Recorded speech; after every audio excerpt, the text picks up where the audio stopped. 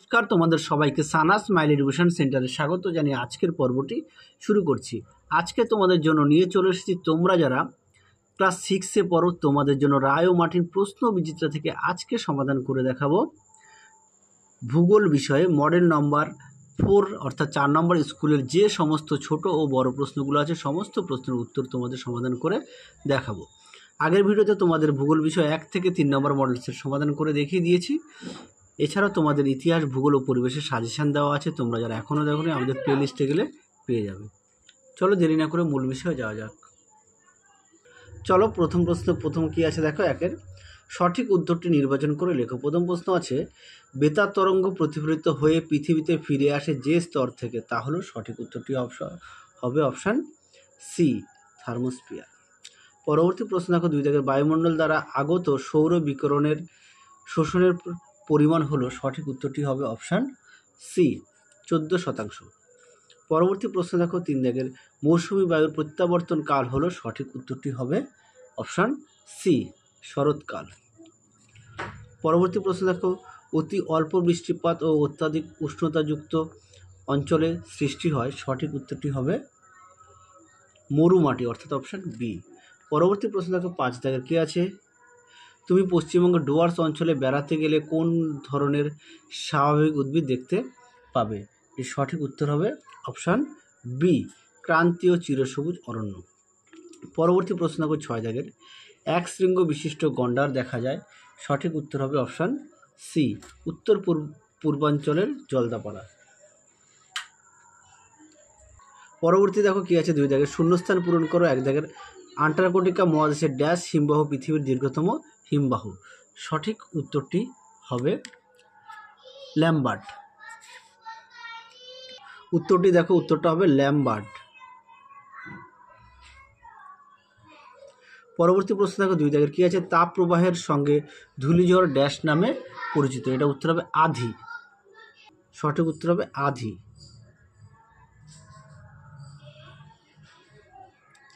চলো পরবর্তী দেখো, 3 দাগের কি আছে, সমুদ্র উপকূলের লবণাক্ত জলাভূমিতে ড্যাশ উদ্ভিদ জন্মায়, এটা উত্তর হবে লবণাম্ব উদ্ভিদ জন্মায়। তোমাদের উপরে লিখে দিলাম লবণাম্ব উদ্ভিদ জন্মায়। পরবর্তী প্রশ্ন দেখো কি আছে, সর্দি কাশি কমানোর কাজে লাগে ড্যাশ গাছের পাতা, এটা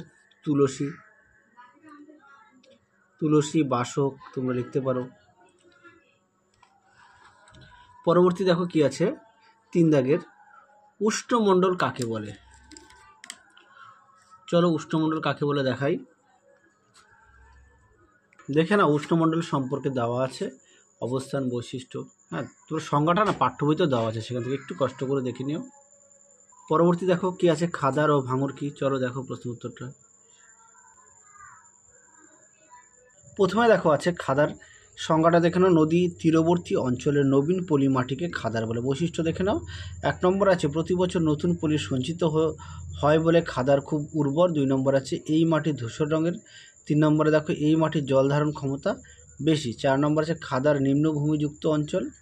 5 আছে এই মাটিতে কাদা ও পলির ভাগ বেশি। তারপরে দেখো কৃষিকাজে প্রভাব দেখে নাও, অত্যন্ত উর্বর বলে ধান, গম, পাট, তুলো, তৈলবীজ, সরিষা, তিল, সূর্যমুখী, ডাল প্রভৃতি প্রচুর পরিমাণে চাষ হয়। তাহলে উত্তরটি এখান থেকে এই পর্যন্ত লিখবে খাদার। তারপরে দেখো কি আছে, ভাঙরটা দেখে নাও সুন্দর করে দেওয়া আছে, নদী অববাহিকার উঁচু অংশের প্রাচীন পলি মাটিকে ভাঙর বলা হয়। এর ভাঙরের বৈশিষ্ট্য দেখে নাও কি আছে, নদী থেকে দূরে এই উঁচু ভাঙর অঞ্চলে বন্যার জল ঢুকতে পারে না, তাই নতুন পলি সঞ্চিত হতে পারে না। 2 নম্বর আছে এই মাটির রং গাঢ়। 3 নম্বর আছে এর জল ধারণ ক্ষমতা কম। 4 আছে এই মাটিতে চুন জাতীয় পদার্থ, নুড়ি, কাঁকড় বেশি থাকে। 5 আছে মাটির উর্বরতা তুলনামূলক কম।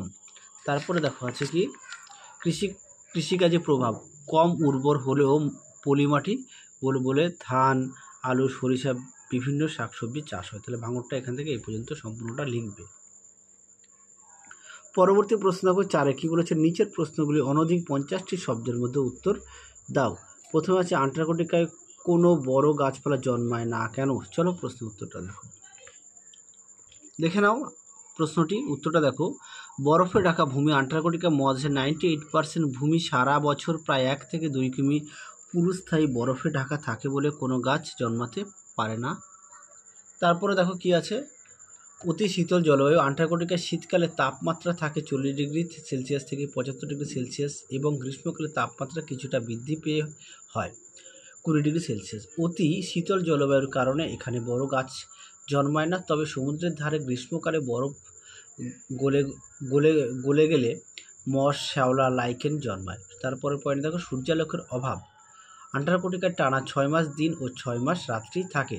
গ্রীষ্মকালে ও তির্যক সূর্যরশ্মির ফলে কম তীব্র উষ্ণতার কারণে এখানে উদ্ভিদ জন্মাতে পারে না। তাহলে দেখে নিয়েছি উত্তরটি। চলো পরবর্তী প্রশ্ন দেখো।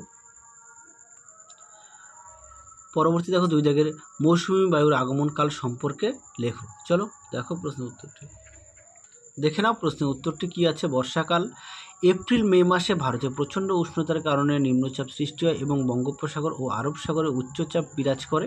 2 নম্বর হচ্ছে ফলে জুন মাসের প্রায় দ্বিতীয় সপ্তাহ থেকে জলীয় বাষ্পপূর্ণ বায়ু জলভাগের উচ্চচাপ থেকে স্থলভাগের নিম্নচাপের দিকে ছুটে আসে। একে দক্ষিণ পশ্চিম মৌসুমী বায়ু বলে। বঙ্গোপসাগরের উপর দিয়ে আসা এই বায়ু মেঘালয়ের গারো, খাসি, জয়ন্তিয়া পাহাড়ে বাধা পেয়ে প্রচুর বৃষ্টিপাত ঘটায়। পশ্চিমবঙ্গে ও এই বায়ুর প্রভাবে প্রচুর বৃষ্টি হয়। 4 আছে, আরব সাগর থেকে আসা বায়ু পশ্চিমঘাট পর্বতে বাধা পেয়ে এর পশ্চিম ঢালে প্রচুর বৃষ্টিপাত ঘটায়। তাহলে এই পর্যন্ত তোমরা উত্তরটি লিখবে। পরবর্তী প্রশ্ন দেখো কি আছে। 5-এর নিচের প্রশ্নটির অনধিক 80টি শব্দের মধ্যে উত্তর দাও যে কোনো একটি। তোমাদের 2টি প্রশ্ন দেওয়া আছে, যে কোনো একটি প্রশ্ন লিখতে হবে। প্রশ্ন মান হচ্ছে 5 নম্বর। 1 দাগের প্রশ্ন কি আছে, ট্রোপোস্ফিয়ার এর অবস্থান ও বৈশিষ্ট্য লেখো। চলো প্রশ্ন উত্তরটা দেখো।